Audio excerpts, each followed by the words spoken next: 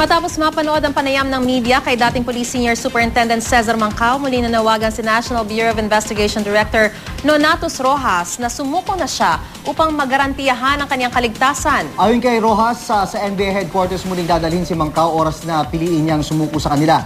Yan ay sa kabila ng utos ng korteng ilipat si Mancao sa Manila City Jail. Live mula sa Maynila, may ulat on the spot si JP Soriano. JP?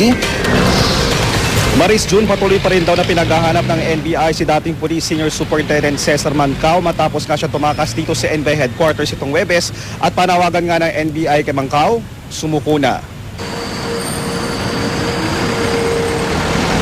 Sinusundan daw ng NBI ang lahat ng leads na meron sila sa posibleng kinaroroonan ni dating Police Senior Superintendent Cesar Mancao.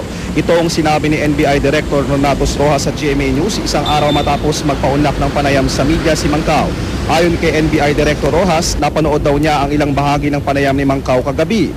Bagaman sinabi raw ni Mancao na walang tumulong sa kanya na taga-NBI na makatakas, tuloy pa rin daw ang kasong isinampa ng NBI laban sa mga naka-assign na jail guards.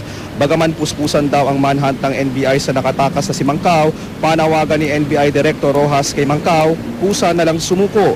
Ginagarantiya raw nila kay Mancao ang kanyang kaligtasan sakaling sumuko siya. Dito raw sa NBI headquarters sa Maynila, idediretso si Mancao sakaling sumuko siya o makuha siya ng NBI kahit pa may court order na nagpapalipat kay Mancao sa Manila City Jail. Si Mancao ay isa sa mga opisyal ng PAOK-TF noong panahon ni dating Pangulong Joseph Estrada at isa sa mga akusado sa pagpatay sa PR man na si Bubi Dacer at driver niyang si Emmanuel Corbito.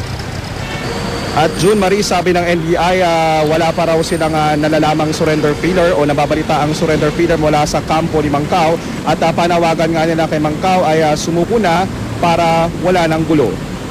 Maris, June?